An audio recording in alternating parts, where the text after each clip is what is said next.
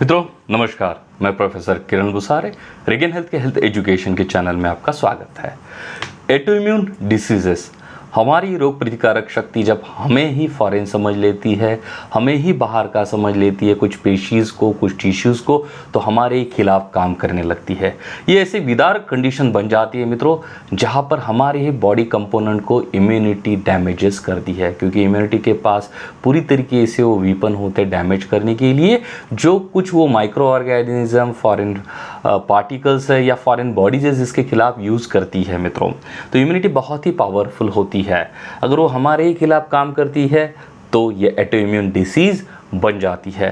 Autoimmune disease के examples कौन कौन से हैं मित्रों, जैसे कि रूमेटॉइड आर्थराइटिस है, एसएलई सिस्टेमिक लुपस एरिथ्रोमाटोस जिसे कहा जाता है, इन्फ्लेमेटरी बाउल डिसीजेस है, मल्टीपल स्क्लेरोसिस है, टाइफस, डायबिटीज है, क्रॉनिक इन्फ्लेमेटरी डीमाइलेटिंग पाइलोन्यूरोपैथी है, उसके बाद में सोरियासिस है, माइस्थेनिया ग्रेविस है, और ऐसे कई सारे कंडीशंस हैं मित्रों जिसे हम ऑटोइम्यून डिसीज़ कहते हैं। इनमें जैसे मैंने पहले कहा कि हमारी ही रोग प्रतिकारक शक्ति हमें ही डैमेजेस करती है, टिश्यूज़ को डैमेजेस करती है। बहुत ही ख़राब कंडीशन इसमें हो जाती है पेशेंट की। अगर एक टिश्यूज़ है तो वहाँ पर की डिसीज वहाँ उसे डैमेज होगा और वहाँ के आउटकम आएंगे। अगर ये पूरी बॉडी को ही फॉरेन समझने लगे, कई टिश्यूज़ को फॉरेन समझने लगे मित्रों, तो फिर ये बहुत ही डैमेजेस करती है। यूजुअली कई डिसीज़ में एक टिश्यूज़ को ये फॉरेन समझती है, लेकिन ये अगर इम्बैलेंस होते चलती है तो पूरे बॉडीज़ के टिश्यूज़ को ये फॉरेन समझती है।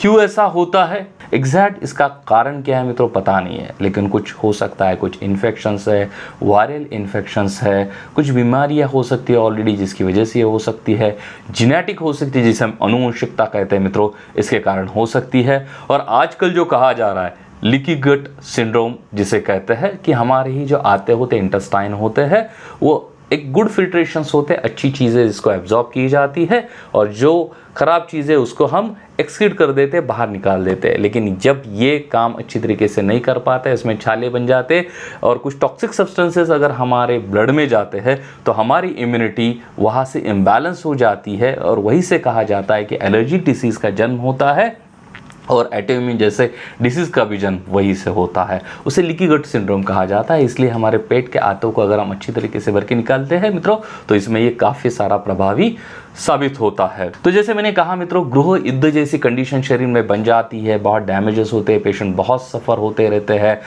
कुछ ऐसी ट्रीटमेंट जो मॉडर्न मेडिसिन में अवेलेबल है, एलोपैथी में अवेलेबल है, जिसे हम इम्यूनोसप्रेशन कहते हैं, क्योंकि इम्यूनिटी अगर बन के हमारे खिलाफ एक्ट कर रही है तो जो मेडिसिन यूज़ किए जाते हैं इसे इम्यूनोसप्रेशन कहते हैं, जो इम्यूनिटी को सप्रेस करते दबाते हैं। परंतु ये मेडिसिन कुछ ऐसे स्पेसिफिक नहीं होते कि जो इम्यूनिटी को ही दबाते हैं। इससे कई साइड इफ़ेक्ट्स आते हैं। कई बार आप देखोगे कि पेशेंट का ब्लड कम बनने लगता है, हो सकता है लीवर टॉक्सिक है, किडनी टॉक्सिक है, तो पेशेंट एक कॉम्प्रोमाइज जीवन जीने लगता है। और इम्यूनिटी अगर कम होती है मित्रों इन मेडिकेशन की वजह से, तो कुछ वायरल या बैक्टीरियल इन्फेक्शन से पेशेंट बहुत ज़्यादा अफेक्ट होने का, सफ़र होने के चांसेस भी बहुत ज़्यादा होते हैं। तो एक कॉम्प्रोमाइज लाइफ बन जाता है। परंतु ये इसलिए स्वीकारा जाता है क्योंकि इम्यूनिटी अगर स्टिमुलेट होती है, बनती है, तो ज़्यादातर वो ऑर्गन के खिलाफ एक्ट करके उसको डैमेजेस करेगी। इसी के लिए हम जो मेडिसिन यूज़ करते हैं मित्रों, तो इम्यूनिटी को सप्रेस करते हैं और कुछ हद तक हमें अच्छी राहत देते हैं, परंतु उसके साइड इफेक्ट या एडवर्स ड्रग रिएक्शन के साथ हमें उसे एक्सेप्ट स्वीकारना पड़ता है।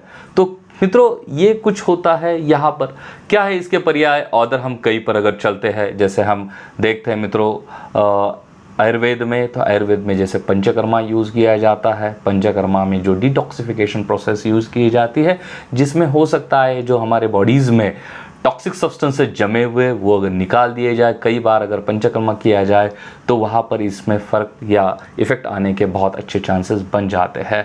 परंतु ऐसा क्या है जो हमें न साइड इफ़ेक्ट देते हुए हमारी इम्यूनिटी को बैलेंस करने का काम करता है। जैसे मैंने कहा मित्रों, एलोपैथी के जो मेडिसिन होते हैं जैसे इम्यूनोसप्रेशंस है, स्टीरॉइड्स है, ये क्या काम करते हैं कि इम्यूनिटी को सप्रेस करते हैं। तो सप्रेस करना ये ऑप्शन कई सारे साइड इफ़ेक्ट्स, कई सारे एडवर्स ड्रग रिएक्शन लेके आता है, जीवन कॉम्प्रोमाइज़ बन जाता है। तो सबसे अच्छा ऑप्शन हो सकता है कि जो कि इम्यूनिटी को बैलेंस करे। तो इम्यूनिटी को बैलेंस करने वाला ऑप्शंस क्या हो सकता है मित्रों, तो जिसे कहा जाता है प्रोलिन रिच पॉलीपेप्टाइड जो इम्यूनिटी को बैलेंस करता है। और जैसे मैंने पहले भी कहा कि इसकी शुरुआत होती है हमारे इंटेस्टाइन से, और इंटेस्टाइन को हम भर के निकलते हैं तो इसमें काफ़ी राहत आने के चांसेस हो सकते हैं मित्रों। तो जैसे मैंने कहा पीआरपी कहाँ पर होता है, तो पीआरपी होता है मित्रों कोलेस्ट्रम का एक पार्ट है। जैसे मैंने पहले भी कहा है आपको, कोलेस्ट्रम के अनेक जो उपयोग है उनमें से ये बहुत ही प्रभावी उपयोग है। कई लोगों के पास ये पहुंचता नहीं है, वो बहुत दिन तक सफ़र होते रहते हैं, कॉम्प्रोमाइज जीवन उनमें चलने लगता है, कोई बताने नहीं वाला होता है, costlier medication, side effect, adverse drug reaction के मेडिकेशन वो खाते रहते हैं। लेकिन ये सिंपल जो सबसे इफेक्टिव है, जो केवल उसको इम्यूनिटी को बैलेंस करने में समर्थ है और रेस्ट ऑफ द जो डैमेजेस उसको भरने में समर्थ है मित्रों, वो पता नहीं चलता है, जिसे हम कहते हैं कोलेस्ट्रम। जैसे मैंने इसके पहले भी कहा है मित्रों, जो गाय और भैंस का पहला दूध होता है उसको अगर पेटेंटेड प्रोसेस से हम प्रिजर्व करते हैं तो उसमें इम्यून फैक्टर और ग्रोथ फैक्टर निकल के आते हैं, जो बहुत ही प्रभावी है हमारी इम्यूनिटी को बैलेंस करने के लिए। जो भी इम्यूनिटी हमारे खिलाफ एक्ट कर रही है तो उसको ये बैलेंस करता है और शरीर के डैमेजेस को भी भर के निकलता है मित्रों। इसके लिए ये बहुत ही फ़ायदेमंद है। तो अगर आपको ऐसा कुछ प्रोडक्ट मिलता है तो आप उसे अवश्य उपयोग कर सकते हैं। अगर आपके पास ऐसा कोई जेन्युइन या क्वालिटेटिव प्रोडक्ट नहीं है मित्रों, तो रिगेन हेल्थ ने अपने वर्षोपूर्ण अनुसंधान से ऐसा ही प्रोडक्ट बनाया जिसका नाम इमर्जन है। उसको भी आप हमारे वेबसाइट पे देख सकते हैं मित्रों और उसे परचेस कर सकते हैं। अगर आप चाहते हैं, आपको उसके बारे में इंफॉर्मेशन चाहिए या परचेस करना चाहते हैं, तो नीचे दिए गए लिंक में हमारा नंबर शेयर किया गया, वहाँ पर आप कॉन्टैक्ट कर सकते हैं मित्रों। तो मित्रों ये केवल इन्फॉर्मेशन आपके लिए लेके आते हैं, इसी के कारण इसे अवश्य सब्सक्राइब करें। आपको इन्फॉर्मेशन किससे लगे हमें इन्फॉर्म करें मित्रों। धन्यवाद।